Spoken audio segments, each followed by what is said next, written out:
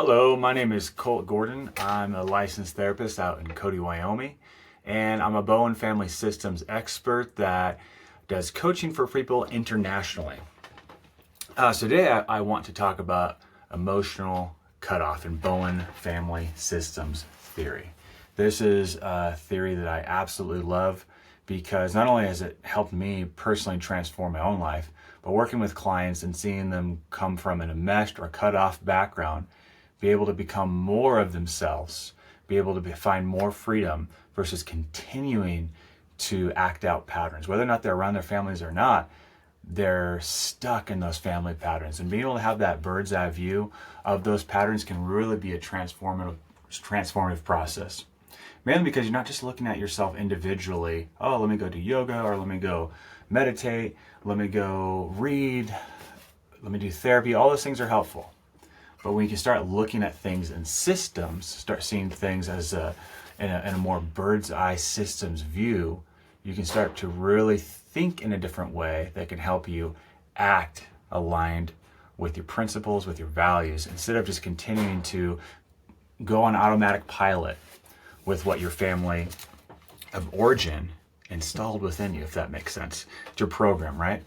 Today, emotional cutoff. Again, this is a concept in Bowen Family Systems. It's a process of managing unresolved emotional issues with family members by reducing or severing contact with them. This can manifest as physical distance, i.e. moving away, avoiding visits, or emotional distance, withholding personal information, being emotionally disengaged. While cutoffs might provide temporary relief, because they do, you get a short-term payoff from cutoff. Cutoff really does help you feel safe. They don't resolve the underlying dynamics or reduce emotional reactivity.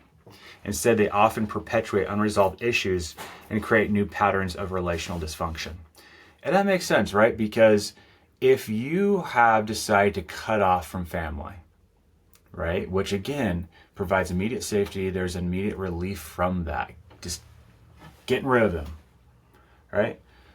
But what that does is that sets a pattern in motion in which whenever there are problems in general in your life, what have you learned to do? Push those problems away, push those people away. So you don't actually deal with them and become more emotionally mature. You become more emotionally stuck in an immature way. So one of the three causes of emotional cutoffs, and there's more, but here's some three main ones. One, unresolved family conflict, obviously, right? So one of the phrases I love are healthy emotional families. Well, what's the difference between dysfunctional families and functional families? Dysfunctional families do not resolve anything. Functional families, they also get into arguments or there's tension, but they do resolve. So one of the real big issues and why emotional cutoff seems like a solution is because there's so much unresolved family conflict, intense emotional entanglements that feel unmanageable. So another reason or cause for emotional cutoff is fear of vulnerability, avoiding potential criticism, rejections, or judgment. If you come from a family that's very judgmental, come from a family that's very toxic, I try to stay away from that word. It's so overused, but nonetheless makes sense, right? Very tense. Avoiding potential criticism would make sense, and emotional cutoff makes sense as an option. 3, as another cause, inability to self-differentiate. And that's just a fun, nice, clinical word for becoming more of who you are. Regardless if you come from an enmeshed family or a cut-off family, a family that's very distant or a family that's very, right, stuck, enmeshed. Self-differentiation is this process of becoming who you are in the context of those triggers, of those actual people from your family, etc. So what are some of the effects of emotional cutoff? There's increased anxiety. Avoiding connection doesn't eliminate the emotional charge. It often amplifies it, right? So increased anxiety. Relational challenges, difficulty forming or maintaining healthy relationships due to unresolved family dynamics. And multi-generational transmission. Patterns of cutoffs can repeat in future generations, impacting children and other relationships. I want to jump back to relational challenges, difficulty forming and maintaining healthy relationships due to unresolved family dynamics. A lot of people come to videos like this, come to people like Jerry Wise, come to people like Roberta Gilbert, looking to resolve their pain, looking to resolve. They notice a pattern over and over again in their lives. They can't quite put a finger on it. They can't see why this continues, and they start to wonder, am I the common denominator? And one of the big things is relational challenges, difficulty forming and maintaining healthy relationships due to unresolved family dynamics. And that's my story. I come from a very more distant family, went off on my own at a very young age, and I struggled with a lot of relationship difficulties because I was not used to developing relationships and getting close to people. So whenever someone did get close, I pushed them away, right? So this work helped me recognize that, and an ability that I could garner was managing my anxiety, managing my lack of skill and vulnerability, and learn it and allow myself to get close to people. Hello. Steps to improve and heal from emotional cutoff. So one of the biggest things I've already mentioned is think in systems. Emotional cutoff doesn't happen in isolation. It's a reaction within a broader family system. To heal, start by understanding the family as an interconnected system where each person's actions and emotions influence the other. Look at the patterns, roles, and dynamics at play. For example, how might your family history of conflict avoidance or enmeshment contribute to your choice to cut off? Or your choices in general, right? Whether or not your family's around or not. Focus on process, how people relate and interact, rather than content, what they fight about. What is the pattern that's happening here versus we're fighting about pecan pie or pumpkin pie? Shifting your perspective to see relational dynamics as patterns within systems allows you to make changes that ripple outward, not just for you, but across relationships. 2, steps to improve and heal from emotional cutoff. Cultivate self-awareness. Reflect on your role in the family system. What unresolved emotions, anger, shame, or fear contribute to the cutoff? And a good coach, therapist, books with exercises, journaling exercises can help you with that awareness. Use tools like journaling, mindfulness to explore your emotional triggers and how they connect to your broader family dynamics. One thing that's very interesting about Bowen family systems is it can seem to perhaps put emotions on the back burner, but really that's not true. Emotions are very important in this process. But instead of letting your emotions run the show, we watch emotions. We are curious about emotions. We work with emotions, but you're in the driver's seat when it comes to change. Self-differentiation is the ability to stay emotionally connected to others while maintaining your sense of self. Let me go back. So that was for the third point, to improve and heal emotional cutoff is work on self-differentiation. And another way to do that is practice setting clear boundaries without resorting to avoidance or emotional disentanglement. And easier said than done, right? So when you are actually learning to manage your anxiety, work with your emotions, right? Work with that guilt and shame. When you're aware of that, then you can actually be around those people that you're avoiding, right? That pattern that you're used to doing to feel safe. Work on being a self, work on no, yes, no, thank you, and letting the chips fall where they may. Learn to tolerate discomfort and emotional closeness and manage your emotional reactions without requiring others to change. 4th step here to improve and heal from emotional cutoff is gradual reconnection, if safe. You do not want to go into a situation that has egregious behavior that's abusive. Rebuilding connection doesn't mean agreeing or even liking family members. It means addressing the emotional charge you feel. Start small with low-stakes communication like brief conversations or sharing neutral updates. If cut off completely, test boundaries slowly while practicing emotional regulation. Let's go to the 5th one here. Address unresolved issues.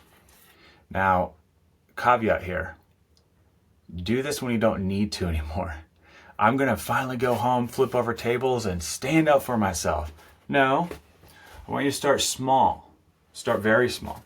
But when the time comes when you're self-differentiated enough, you're grounded enough, you've got enough therapy, coaching, whatever it may be, then work towards resolving past pain by having honest conversations, expressing feelings, accepting that others may not change. And you get no points for style in that process. It's not about doing it perfectly, figuring it out. It's about when it's time, you do it. And if it's messy, do it messy. Accepting that messiness. You get no points for style. Speak from your perspective. I feel, right? There's a lot of things we're going to want to censor. And it's just a lot easier to say I feel instead. I feel really owns it on your end, which can reduce defensiveness and keep the focus on your experience. Okay, let's go to 6. Seek support. Therapy can provide tools to navigate the complexity of reconnection or resolution safely. And I'm a coach internationally, like I've said here in this video. You no longer have to only see the people in your area. We live in a time where you can hire coaches, hire therapists across your state, etc. Bone family systems therapy, EMDR, IFS can help explore emotional layers and generational patterns. I also really like acceptance and commitment therapy. Okay, 7th step to improve and heal from emotional cutoff is cultivate alternative sources of connection. If connection isn't possible or safe, focus on building supportive relationships outside the family. Healing can come from creating a chosen family of friends or mentors. And again, that's going to be hard. That's going to be difficult, just like it would be difficult with your own family, but it can be done in a systematic way. Recognize how healthier dynamics and other relationships can inform how you engage with your family. Okay, let's go to the 8th one. Recognize generational patterns. Emotional cutoff can reflect unresolved patterns passed down through generations. Reflect on how your family relationship dynamics, values, and culture influences might have shaped your current experience. And that is showing where you came from. And that's what a really helpful genogram can do if you get a coach or a therapist, helping create that genogram to see those patterns and see it from a bird's eye view.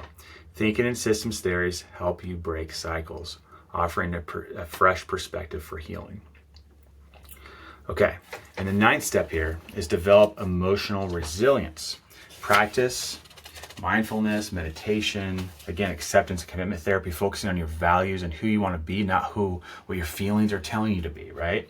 Can help you stay grounded during reconnection or while processing unresolved feelings. Focus on building inner stability so you can approach relationships with clarity and intentionality. Okay, so that is my video for the day on emotional cutoff. I've talked about enmeshment. Enmeshment is just the same coin, different side, right? Different side of the same coin, excuse me. And they're both reactions to the system. Really what a coach, therapist, reading books and journaling about this can do for you is recognizing, how can I be who I am? How can I practice who I am? Practice who I want to be, values, and not react to the system or not react to the patterns and programs that I grew up in. We all come from various different family backgrounds. No family is perfect. But if you come from a family that didn't resolve issues, right? All families have issues, but didn't resolve them, then you're probably continuing to react to that system, especially if you don't have awareness to it. In either an enmeshed, or cut off way. And the point here is not doing that. It's not about not doing it. It's about catching it and redirecting yourself. Right? When you catch yourself, oh my gosh, there I go again. No. You caught yourself and being able to practice outside of that. So really the call to action here is getting honest with yourself. Am I someone, if you come from a dysfunctional family, that reacts in a enmeshed way? Do I glom on? Do I try to people please, right? Or am I someone that pushes people away? Right? And being able to get honest with yourself about that is a big first step to start thinking in systems and seeing yourself in the context of a system so you can better become the self you were always meant to be. That you can be with lots of practice. It takes work. put some skin in the game, do this work, you can have more freedom than you ever thought was possible. You have lower anxiety than you ever thought was possible. I know that's true for myself. Okay, please reach out to me. 15-minute free consultation if you want coaching. If you live in Wyoming or California, I can do therapy. I would love to work with you. I'd love to help. Take care.